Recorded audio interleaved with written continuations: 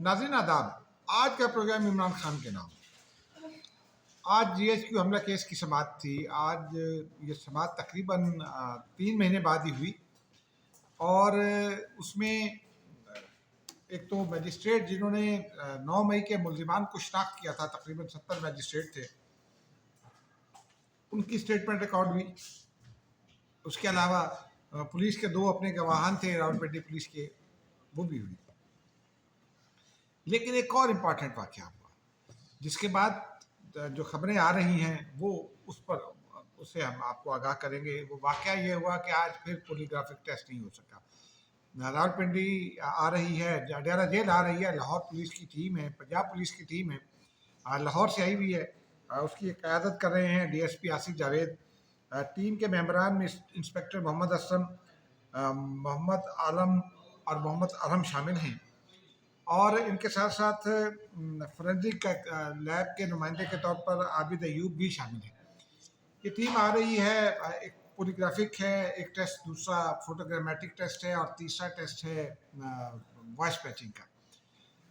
अब ये झूठ पकड़ने के लिए एक तो टेस्ट है, पहला जो फोटोग्रामेटिक और पोलीग्राफिक जो टेस्ट है, पोलीग्राफिक टेस्ट है बेसिकली झूठ पकड़ने का टेस्ट।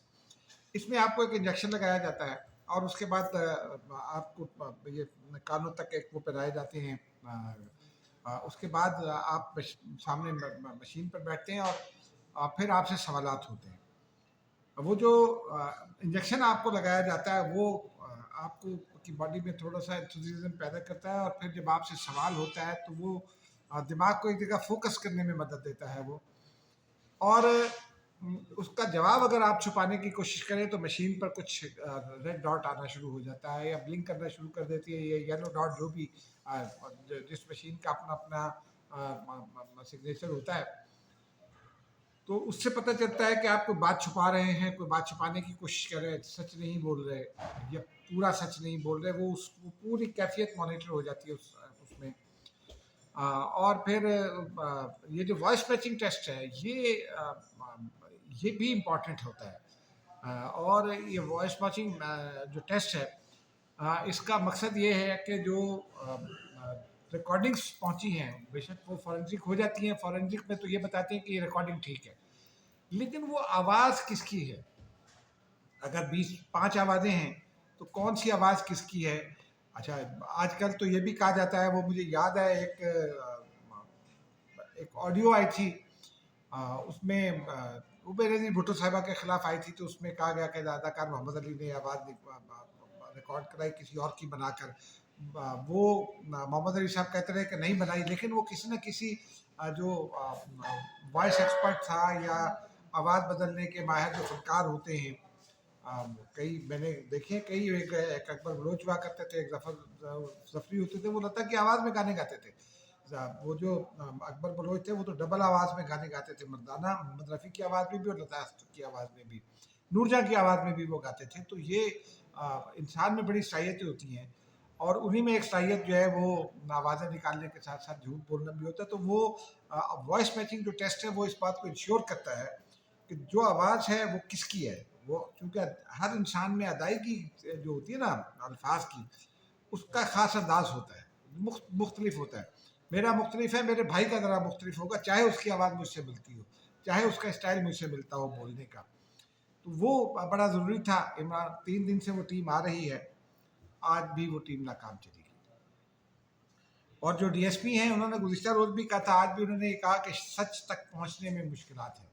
अगर इमरान खान साहब ये टेस्ट नहीं देंगे तो हम सच तक कैसे पहुँचेंगे। इमरान खान ये कहते हैं, आज तो उन्होंने तहरीरी तौर पर इनकार कर दिया कि मैं शामिल नहीं होऊंगा गुज़िश्ता 2 रोज़।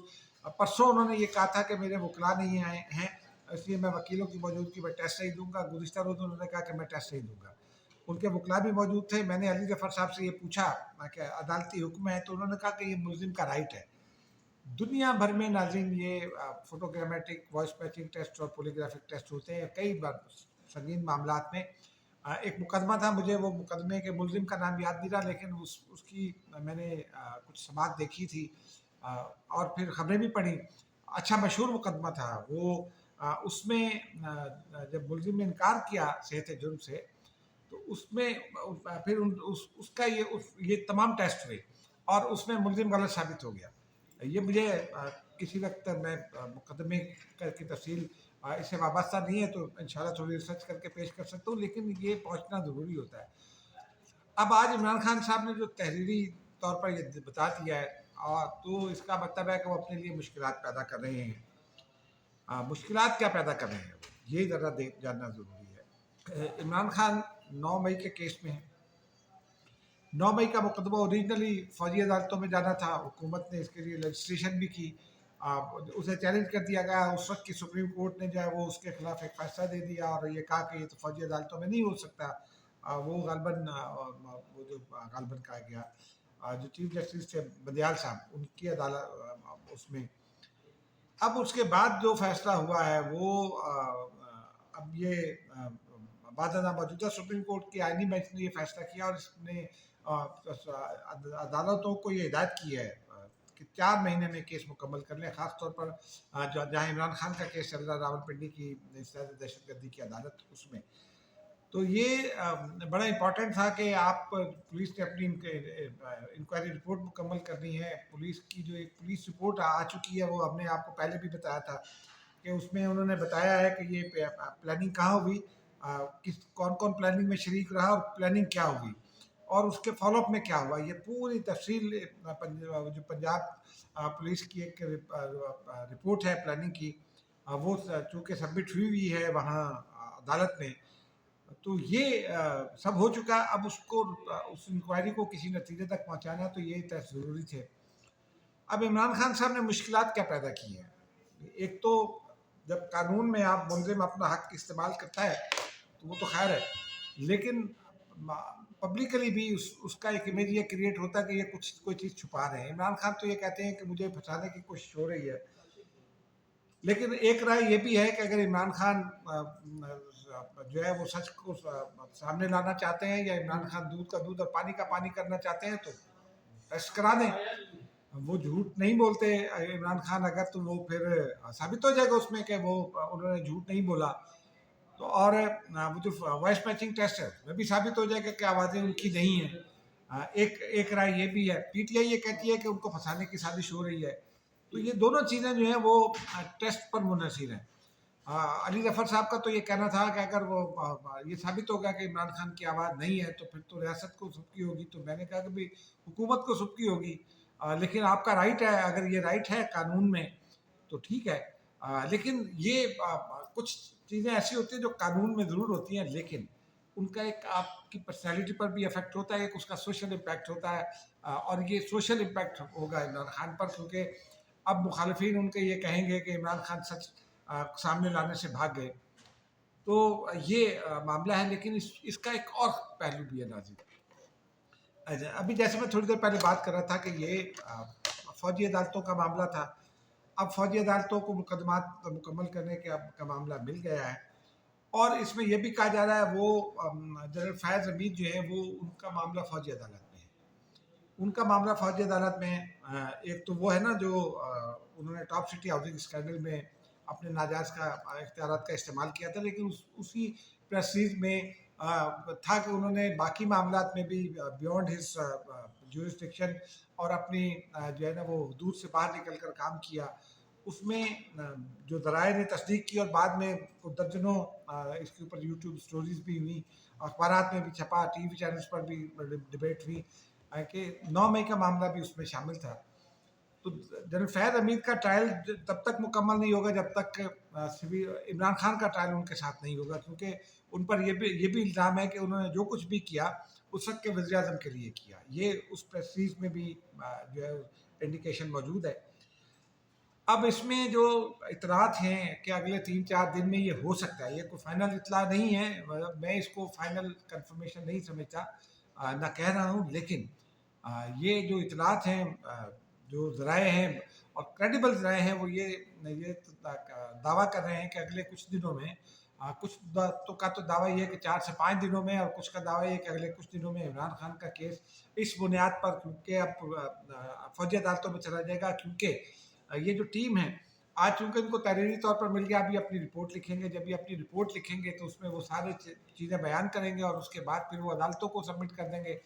फिर अदालत को ये फैसला करना होगा, या हुकूमत को ये फैसला करना होगा कि ये केस कहाँ चलाना है। तो इतलात यही है जो मेरे नज़दीक इमरान खान के लिए जो है वो एक बड़ा ताज़ियाना होंगी, क्योंकि अगर फ़ौजी अदालत में मामला चला जाएगा तो वहाँ जो आपका ये हक़ है यहाँ सिविलियन कानून में, वो ख़त्म हो जाएगा। फ़ौजी अदालत अगर फ़ोटोग्रामेटिक और वॉइस मैचिंग टेस्ट या पोलीग्राफिक टेस्ट कराना चाहेगी तो वो फिर आपको वहाँ करवाना पड़ेंगे, और अगर वहाँ आपको करवाना पड़ेंगे और ये साबित हो गया तो फिर आज का आपका जो मौक़िफ़ है वो कहाँ जाएगा? ये बड़ा बुनियादी सवाल है, और इस पर डिपेंड करता है कि वो पुलिस अपनी रिपोर्ट में क्या कहती है, क्योंकि मुकदमे के जो तमाम शवाहिद हैं वो इमरान खान के ख़िलाफ़ जाते हैं। मिसाल के तौर पर 9 मई को इमरान खान गिरफ़्तार हुए, और इमरान खान को की गिरफ़्तारी गो के रेंजर्स ने की, इस्लामाबाद हाई कोर्ट से की।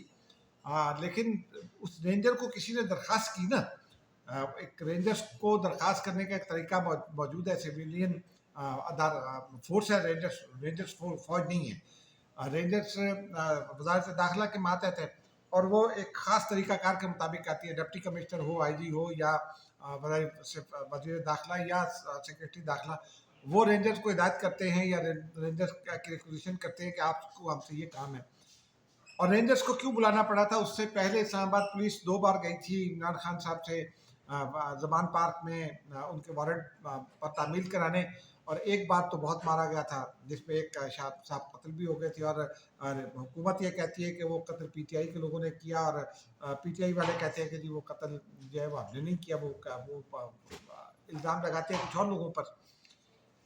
तो उसके नतीजे में चूँकि पंजाब और इस्लामाबाद पुलिस तारीख में पहली बार, दुनिया की तारीख में पहली बार इस्लामाबाद पुलिस कस्बे लेकर गई थी कि हमने, हमारा कोई मकसद नहीं, हमें बस वारंट तामील कराने हैं, उस पर भी तशद्दुद हुआ, उनका काम नहीं करने दिया गया था। तो वो सारा रिकॉर्ड पर मौजूद है, उसकी इलेक्ट्रॉनिक एविडेंस भी मौजूद है। तो ये मसाइल हैं जिसकी वजह से इमरान खान के लिए चीज़ें जो है वो कोई बहुत अच्छी नहीं जा रही, और उसमें इमरान खान फिर गलतियों पर गलतियाँ भी कर रहे हैं।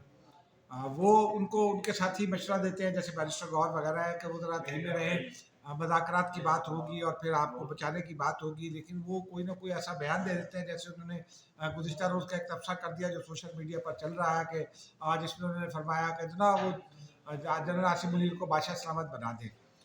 अब आसिम मुनीर साहब ने आप इमरान खान से, मैंने कल जब मुझे मौका मिला मैंने उनको आवाज़ देकर अदालत में पूछा कि जी ये जंग पाकिस्तान ने क्या समझते हैं, इस पर आपका तबसरा क्या है? उन्होंने कहा ये जंग जीती है पाकिस्तान ने, और मोदी ज़ख्मी है। मोदी जो है वो इस जंग की वजह से शिकस्त खुर्दा है और ज़ख्मी है, वो रिटेलिएट करेगा। अब एक जानिब आप ये तस्लीम कर रहे हैं कि जनरल आसिम मुनीर और पाकिस्तानी फ़ौज ने और मुसल्लह फ़ौज ने जंग जीती, और दूसरी जानिब आप फिर किसी और बहाने एक तंज कर रहे हैं।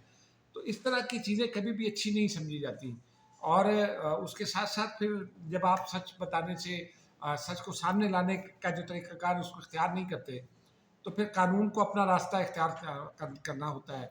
रियासत को उस नतीजे को मनतकी अंजाम तक पहुँचाना है, क्योंकि ये बहुत ही सेंसिटिव मामला है कि आज इसकी एक सेंसिटिविटी ये है कि मुसल्लह अफ़वाज जो है वो आपकी कौमी यकजहती की अलामत भी होती है कि चारों सूबों के लोग होते हैं, लेकिन वो आपकी नेशनल सिक्योरिटी का प्राइम अदारा है। नेशनल सिक्योरिटी के अदारे पर के साथ बाहर 221 मकामात पर पाकिस्तान में 9 मई को ये वाक़यात हुए थे, तशद्दुद के उन पर हमले हुए थे, जलाओ गिरोह के वाक़यात भी हुए थे, कहीं कामयाब हुए कहीं नहीं हुए।